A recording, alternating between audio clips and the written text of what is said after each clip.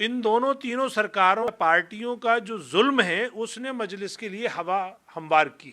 और वो केजरीवाल जिसने निर्भया के मामले में आसमान को सर पर उठा लिया था और मुख्यमंत्री और प्रधानमंत्री का इस्तीफा मांग रहा था, जब ये दोनों सरकारें घर में बैठ गई, खामोशी अख्तियार कर ली। खासतौर से इस हिंदुत्ववादी या मानव मनोवादी का शिकार कौन है? सबसे पहले शिकार हैं दलित भाई, उसके बाद शिकार हैं अल्पसंख्यक। और जिस जगह 50% की हमारी पॉपुलेशन है वहां पे हमें सत्ता क्यों नहीं चाहिए? क्योंकि बीजेपी तो हमने जैसे पहले कहा कि वो हमारे वजूद की दुश्मन है, वो हमें देखना नहीं चाहती। अब वक्त ये आ गया है कि हम इनको तो हराएं, सांप्रदायिक ताकतों को, हमारे पढ़े लिखों में, नौकरियों में, या हमारे अच्छे ओहदों पर हमारी परसेंटेज हमारी आबादी के मुताबिक क्यों नहीं है? कि इस वोट को जो बंधुआ वोट, गरीब वोट, मजबूर वोट, बेसहारा वोट समझती थी, उन पार्टियों में बेचा नहीं है। Schedule caste, schedule tribe vote BJP में चला जाता, तब तो ये लोग नहीं कहते कि वोट कट गया। तिलक तराजू और तलवार, इनमें मारो जूते चार, ये मान्यवर काशीराम जी का नारा था और उसी नारे के खिलाफ काम कर रही है कि जो मुसलमान मुस्लिम वोटों के ठेकेदार बनते हैं वो अपने कौम को संभाल के नहीं रख सकते, उनकी कौम बीजेपी में जा रही है और हमारे मुसलमानों के लिए वो ये कहते हैं कि ये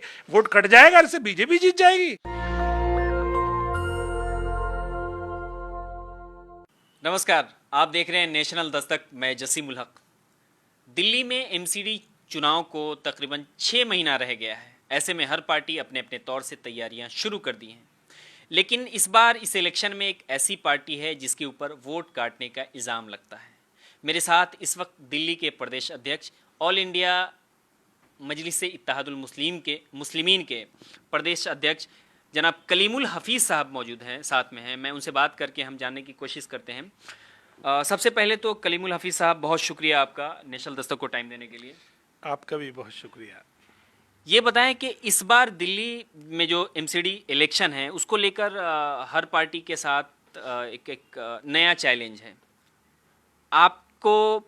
आपके बारे में कहा जा रहा है कि यहाँ कोई ज़मीन नहीं है आपका कोई वजूद नहीं है और आप आ गए हैं वोट काटने।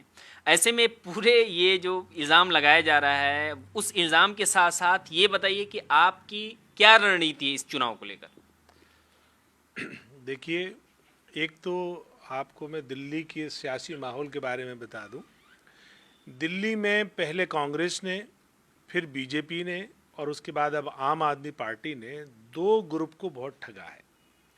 और वो दो वर्ग जो हैं वो जाहिर बात है कमज़ोर हैं, मजलूम हैं, गरीब हैं।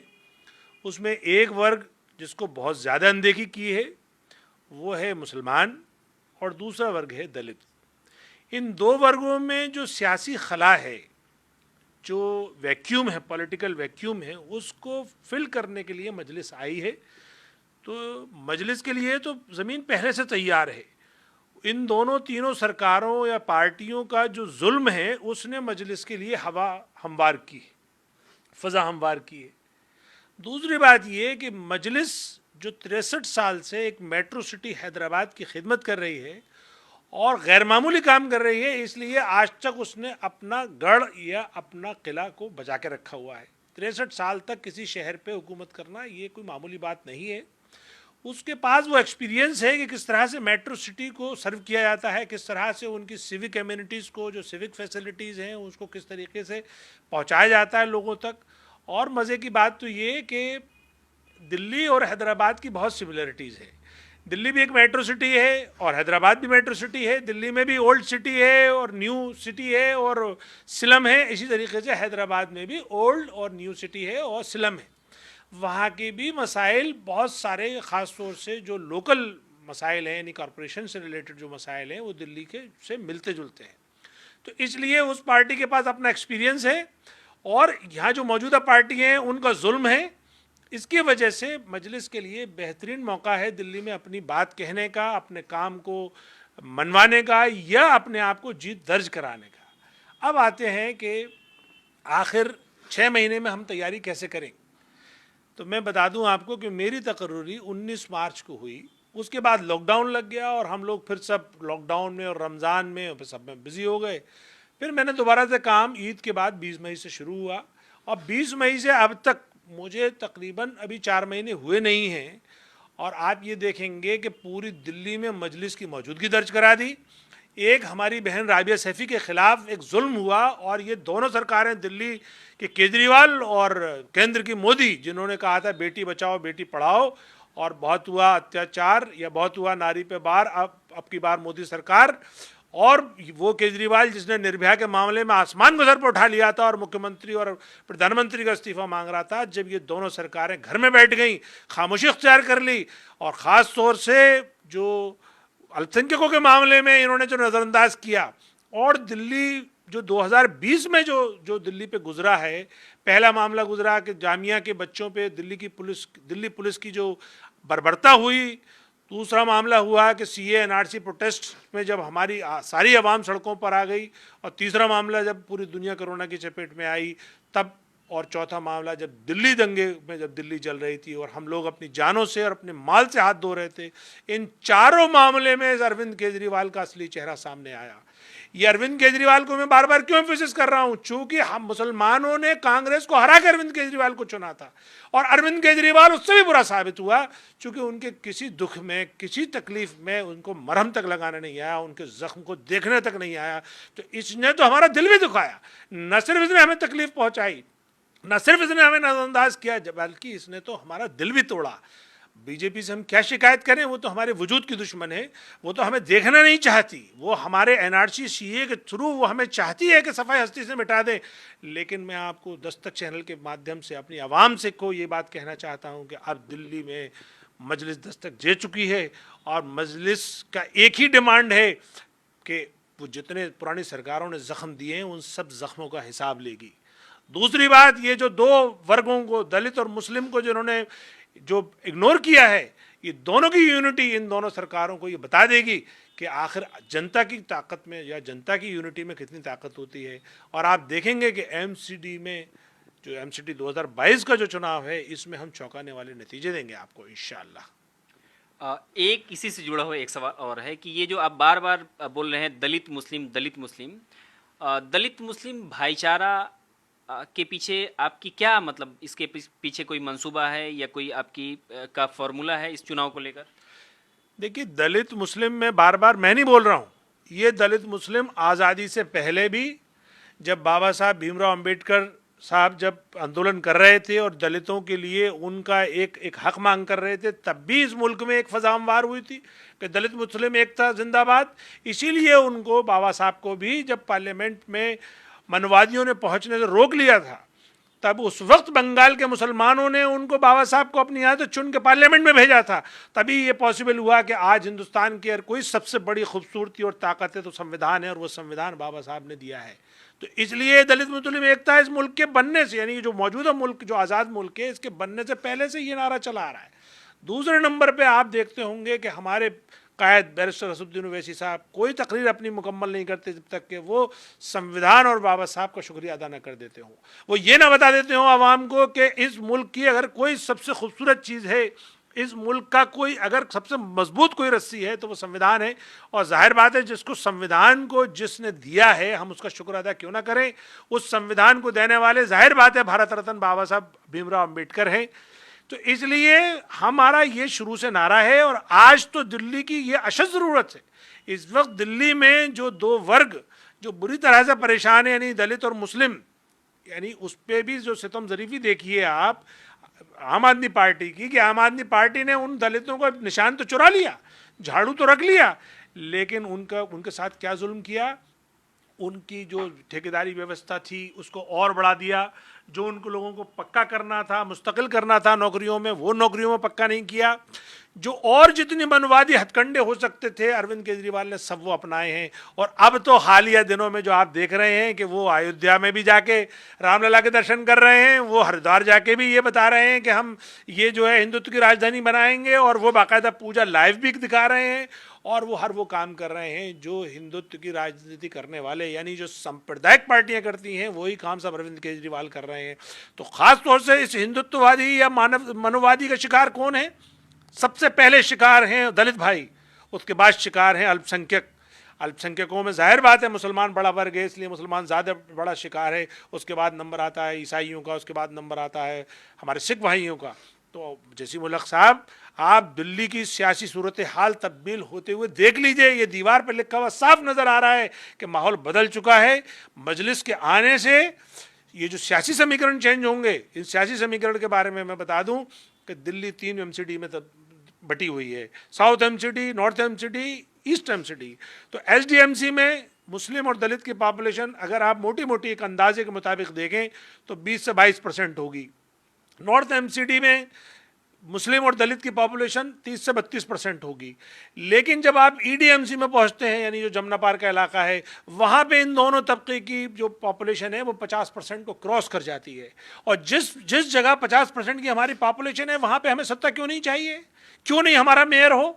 मैंने तो कई जगह ये बात कही, अपने दलित भाइयों से आह्वान किया कि दलित भाइयों आओ हमारे साथ, और मजलिस आपके साथ, आपको अपनाने के लिए अपने दोनों बाजू खोल के और आपको सीने से लगाने के लिए तैयार है। हम इस बात के लिए भी तैयार हैं कि आइए आप लीड करिए, आप मेयर बनिए, आप उप मुख्यमंत्री बनिए, आप मुख्यमंत्री बनिए, और हम आपको अपने टिकट पे, अपनी पार्टी के झंडे के तहत और अपने लीडरशिप, हमारे जो बैरिस्टर असदुद्दीन ओवैसी साहब हैं, ये उनका पैगाम देते हैं कि हम दलित मुस्लिम एकता के पक्षधर हैं। हम चाहते हैं कि हर गरीब, चाहे वो किसी जात, किसी मजहब, किसी धर्म का हो, वो एक अलग बात है, वो हमारा साथी है और हम उसके साथी हैं, लेकिन ख़ास तौर से दो वर्ग, अगर दलित मुस्लिम एकता होगी दिल्ली में, तो और जो अल्पसंख्यक वर्ग हैं हमारे, वो हमारे साथ आ जाएंगे और हमारी ताकत बढ़ जाएगी और दिल्ली में हम 50% से ऊपर निकल जाएंगे और हम सारी सरकारों में या सारे चुनावों में पूरी तरीके से असरअंदाज होंगे।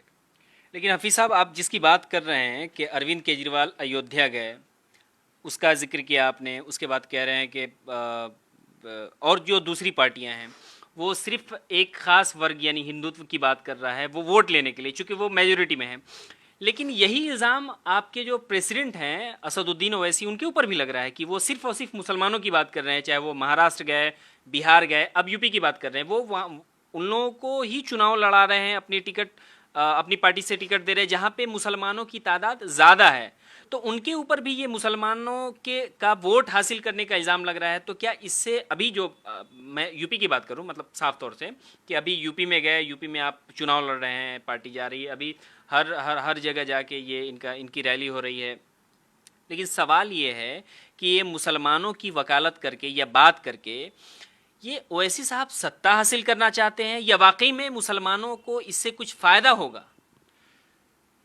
देखिए, आप इस बात को इस तरह से लीजिए कि मुसलमान पिछले 60 साल में इन नामनिहाद सेकुलर पार्टियों को ढोता चला आया, इनको वोट करता चला आया और भरपूर मात्रा में वोट किया, तो उसकी हालत कैसी हो गई। हालिया 10-12 साल इनके मान लीजिए आप, 7 साल इस बार के, 5 साल पहले के, तो 12 साल मान लीजिए इनके। 12 सालों में तो जो शिकायत है वो तो बीजेपी से हमें है शिकायत, क्योंकि बीजेपी तो हमने जैसे पहले कहा कि वो हमारे वजूद की दुश्मन है, वो हमें देखना नहीं चाहती, या यूँ कहिए कि उसकी बुनियाद मुस्लिम दुश्मनी पे, मुस्लिम नफरत पे रखी हुई है। लेकिन जिनसे हम मोहब्बत कर रहे हैं, जिनके लिए हम वफादारी का सारा 60 साल तक हम अपना बोझ ढोते चले आए, उन्होंने हमें क्या दिया है। अब वक्त ये आ गया है कि हम इनको तो हराएं, सांप्रदायिक ताकतों को, लेकिन उन हराने में कहीं ऐसा ना हो जो 60 साल पहले हमने गलती की है कि ना हमने अपने बारे में कुछ सोचा, ना अपनी क़यादत को मजबूत किया, ना हमने अपने मसाइल उठाए, और हम हिंदुस्तान के आम आवाम से बहुत पीछे रह गए। पूरा हिंदुस्तान अगर 100 की स्पीड से जा रहा है तो हमारे 10 की स्पीड भी नहीं है, तो उसका आखिर जिम्मेदार कौन है? जब 75% या 80% हुकूमत इन मनवादियों ने और इन्होंने की है, जो नॉन सेकुलर, नाम नेहाद सेकुलर पार्टीज़ हैं, तो जिम्मेदार तो वही हैं। अब हमारे बैरिस्टर साहब का कहना यह है कि हम अब आपको नहीं ढोएंगे, अब हमें भी हिस्सेदारी चाहिए, हमें भी सत्ता में बराबरी का हक चाहिए। जो हमारी परसेंटेज है, हमें उन परसेंटेज में हमारा भी मामला कीजिए, आप हमारे मसाइल को उठाइए। आखिर जेलों में हमारी परसेंटेज क्यों ज़्यादा है? आखिर अस्पतालों में हमारी परसेंटेज क्यों ज़्यादा है? अनपढ़ों में हमारी परसेंटेज ज़्यादा क्यों है? हमारी पढ़े लिखों में, नौकरियों में, या हमारे अच्छे ओहदों पर हमारी परसेंटेज हमारी आबादी के मुताबिक क्यों नहीं है? क्यों नहीं है हम ऐवानों में अपनी परसेंटेज के मुताबिक? ये सवाल उठाना ये संविधान का हमारा अधिकार है। हम भी उतने ही इज्जतदार शहरी हैं हिंदुस्तान के जिस तरह से और दूसरे शहरी हैं। तो अगर हमें संविधान इस बात की इजाज़त देता है कि जमहूरियत में हम जो आइन की पासदारी करने के लिए अपनी बात, अपनी डिमांड और अपना हक के लिए चुनाव लड़ें, तो इसमें बुरा क्या है? अब सवाल ये है कि हमारे लड़ने से फ़ायदा और नुकसान किसको होगा? तो जाहिर बात है कि इस वोट को जो बंधुआ वोट, गरीब वोट, मजबूर वोट, बेसहारा वोट समझती थी, उन पार्टियों में बेचैनी है। वो तरह तरह के नैरेटिव गढ़ रही हैं। वो कभी कहती हैं वोट काटने आए हैं, कभी कहती हैं कि ये उसकी बी टीम है बीजेपी की, कभी कहती हैं कुछ और, कभी कुछ और कहती हैं। तो उनके कहने पे मुझे अब कोई हैरानी नहीं है, चूंकि पब्लिक अब उनको रिजेक्ट करती जा रही है। आप देखेंगे बैरिस्टर असदुद्दीन ओवैसी साहब जिस तरह से पब्लिक को एड्रेस कर रहे हैं, और एड्रेस के साथ जो पब्लिक का रिस्पॉन्स आ रहा है, चाहे सोशल मीडिया उठा के देख लें या रैलीज या प्रोग्राम देख लें आप, वो गैर मामूली है। और वो ये इस बात की तरफ इशारा कर रहा है कि पब्लिक अब मूड बना चुकी है, पब्लिक इनकी बातों में नहीं आएगी। और अगर आखिर ये नाम नेहाद सेकुलर पार्टीज को इतनी परवाह है मुस्लिम वोट की कि ये बढ़ जाएगा, तो वो इनसे, बैरिस्टर साहब ने तो कहा हम अलायंस के लिए ओपन है, तो क्यों नहीं बात करते वो। दूसरी बात यह है कि जिन जिन पार्टियों के वो मुखिया हैं, जो नाम नेहाद सेकुलर पार्टीज, खास तौर से जैसे मायावती एक एक एक अपना शेड्यूल कास्ट की मुखिया हैं, समाजवादी पार्टी यादव वोट की मुखिया है, ये आखिर जब यादव बीजेपी में चला जाता है और यादव में उनके चचा शिवपाल यादव दूसरी पार्टी बना लेते हैं, इसी तरीके से जब schedule caste schedule tribe vote BJP में चला जाता है, तब तो ये लोग नहीं कहते कि वोट कट गया। मायावती अभी ब्राह्मणों के लिए एक अलग से वो उन्होंने मीटिंग बुलाई है, उनको उनके लिए काम कर रही हैं या फिर उनकी वकालत कर रही हैं? नहीं, मायावती तो अपना ट्रैक खो गई। जिस काम को काशीराम ने अपनी पूरी जिंदगी बर्बाद करके, यानी उन मनवादियों के खिलाफ बाकायदा नारा था उनका कि तिलक तराजू और तलवार इनमें मारो जूते चार, ये मान्यवर काशीराम जी का नारा था, और उसी नारे के खिलाफ काम कर रही हैं। यानी जिस व्यवस्था के खिलाफ बाबा साहब ने आंदोलन चलाया, जिस व्यवस्था के खिलाफ मान्यवर काशीराम जमीन पे उतरे और पूरी जिंदगी लगा दी, उस व्यवस्था के सपोर्ट में और उसी अयोध्या में जाके ये अपना आंदोलन की या चुनाव की शुरुआत कर रही हैं। तो मायावती ने तो अपना ट्रैक खो दिया है, उनका समाज का भी उन पे से भरोसा उठता जा रहा है। लेकिन मेरा कहना यह है कि जो मुसलमान मुस्लिम वोटों के ठेकेदार बनते हैं, वो अपने कौम को संभाल के नहीं रख सकते। उनकी कौम बीजेपी में जा रही है और हमारे मुसलमानों के लिए वो ये कहते हैं कि ये वोट कट जाएगा, इससे बीजेपी जीत जाएगी। अरे भाई, हमें अपना हक चाहिए। अब मुस्लिम कौम बैठने वाली खामोश नहीं है, उसे अपना लीडर मिल गया है, अपना प्लेटफॉर्म मिल गया है, और उसको बैरिस्टर असदुद्दीन ओवैसी साहब ने, जो पे उनका बहुत बहुत शुक्रिया कि उन्होंने इसको ज़ुबान दे दी है, उन्होंने इसको मसाइल दे दिए हैं, उन्होंने उसको मुद्दा दे दिया है, उन्होंने इसमें एक उम्मीद जगा दी है। और जिस तरह से वो बार बार कहते हैं हर रैली में, हर पार्टी में, हर मौके पे कि तुम नफरत की सियासत करते हो, मैं उम्मीद की सियासत करता हूँ। तुम डराने की सियासत करते हो, मैं भरोसे की सियासत करता हूँ। मैं ये एहसास करा रहा हूँ कि उत्तर प्रदेश की अगर बात करें तो 20% तबके को ये एहसास कराते हैं कि तुम भी इस सत्ता के हिस्सेदार हो सकते हो।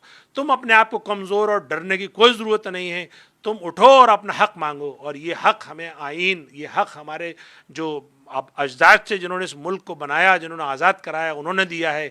और वो ये कह कर गए थे कि जमहूरियत में सबसे पहला हक उस कमज़ोर वर्ग का होता है जो महरूम रह चुका होता है, जिसके पास सुविधाएं नहीं होती, जिसके पास फैसिलिटीज़ नहीं होती। तो जाहिर बात है मुसलमानों के पास सुविधाएँ और फैसिलिटीज़ नहीं है। उसी के साथ दलित वर्ग है जो बहुत सारे मामलों में मुसलमानों और वो एक ही पायदान पर खड़े हैं। तो इसलिए इन दोनों वर्गों को नेचुरलाइज है, इनको एक साथ आ जाना चाहिए और सत्ता में भागीदारी के लिए लड़ना चाहिए और जद्दोजहद जारी रखना चाहिए। और इनसे किसी भी कितने भी सख्त हालात हों, इनसे घबराने की कोई ज़रूरत नहीं है।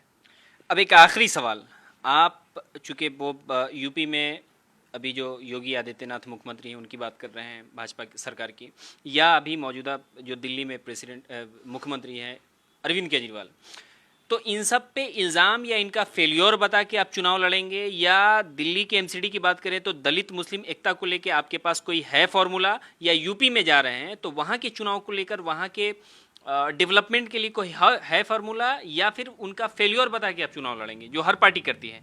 देखिए, दिल्ली मेरा जो डोमेन है वो दिल्ली है, और दिल्ली में मेरे पास फार्मूला है। दिल्ली में मैंने दिल्ली सरकार को भी, जब मैंने पार्टी ज्वाइन नहीं की तो उनको भी मैंने ये बात बताई थी कि देखिए, दिल्ली की में बहुत बड़ी तादाद दलितों की और मुसलमानों की अनथराइज इलाके में रहती है। अनथराइज इलाकों में ना स्कूल है, ना अस्पताल है, ना बेसिक फैसिलिटी है। दिल्ली सरकार की जितनी भी स्कीमें जिनका वो ढिंढोरा पीटती है, वो सब वहाँ लागू होती हैं जहाँ मौजूदा स्कूल हैं या अस्पताल हैं या वहाँ सरकारी जगह बिल्डिंग्स हैं। अनथराइज एरियो में ना सरकारी बिल्डिंग है, ना स्कूल और अस्पताल हैं। तो आप इनके लिए कोई अलग से स्कीम लाइए। तो मैंने मुख्यमंत्री के सामने ये स्कीम दी थी कि जिस तरह से तेलंगाना में दिल्ली मजलिस ने टीआरएस के साथ मिलकर के दलित बस्तियों, मुस्लिम बस्तियों के लिए, नथराइज इलाकों के लिए किराए की बिल्डिंग लेके जो स्कूल बनाए हैं, उसी तरह से आप भी दिल्ली में बनाइए, आप भी अस्पताल बनाइए। उन्होंने स्कूल का प्रोजेक्ट अप्रूव कर दिया था और दिल्ली वक्फ बोर्ड को कहा था कि आप उन इलाकों में किराए की बिल्डिंग लेके स्कूल बनाइए। दिल्ली वक्फ बोर्ड ने एक एजुकेशन कमेटी बनाई, उस एजुकेशन कमेटी का मुझे सेक्रेटरी बनाया, आज भी मैं ही सेक्रेटरी हूँ उसका, सॉरी कन्वेनर हूँ उसका मैं। वो प्रोजेक्ट शुरू हुआ, हमने किराए पे बिल्डिंग लेने के लिए इश्तिहारात निकाल दिए, एक डिप्टी डायरेक्टर अपॉइंट कर लिया, 17 प्रिंसिपल हमने शॉर्टलिस्ट कर लिए, चूँकि पहले पायलट के तौर पे हमें 16 स्कूल बनाने थे। उसके बाद हमने 6000 टीचर्स का इंटरव्यू लेके 600 टीचर शॉर्टलिस्ट कर लिए, प्रोजेक्ट ऑन हो गया। अचानक प्रोजेक्ट पे काम करते करते फ़ोन आता है अरविंद केजरीवाल साहब का कि इसको रोक दीजिए। भाई क्यों रोक दें? कि भाई साहब इससे वोट पोलराइज हो जाएगा। मैंने कहा साहब स्कूल बनाने से वोट कैसे पोलराइज हो सकता है? कोई मंदिर की बात करें, किसी एक मस्जिद की बात करें, तब तो पोलराइजेशन हो सकता है। स्कूल एक ऐसी चीज़ है, खासतौर से प्राइमरी एजुकेशन, जिसमें कोई अभी इतने बुरे हालात नहीं हुए हैं मुल्क के कि प्राइमरी एजुकेशन दें आप किसी वर्ग को, खासतौर से दलित और मुस्लिम को, तो मनवादी नाराज़ हो जाए। लेकिन वो नहीं माने, उन्होंने इस प्रोजेक्ट को डंप कर दिया। उन्होंने कहा कि नहीं, हम ये नहीं कर सकते, हम इलेक्शन बाद करेंगे। मैंने कहा भाई इलेक्शन बाद आप कैसे कर सकते हैं? अगर जीत गए तो इसलिए नहीं करेंगे क्योंकि आप बिना काम करे जीत गए, तो क्या जरूरत है करने की? और हार गए तो इसलिए नहीं करेंगे कि अब आपके पास वो पावर नहीं है। और वही हुआ, वो जीत गए और जीतने के बाद भी उन्होंने उस प्रोजेक्ट की कोई सुध नहीं ली। वही वजह है मेरी मजलिस ज्वाइन करने की, उसी से नाराज होकर मैंने मजलिस ज्वाइन करी है। तो एक तो मेरे पास प्रोजेक्ट वो है, बिल्कुल रेडी तैयार है, बाकायदा सरकार की मत से अप्रूव्ड है और वो पाइपलाइन में है। दूसरा मेरे पास इसी तरीके से अस्पताल का प्रोजेक्ट है, इसी तरह से साफ़ सफाई का प्रोजेक्ट है।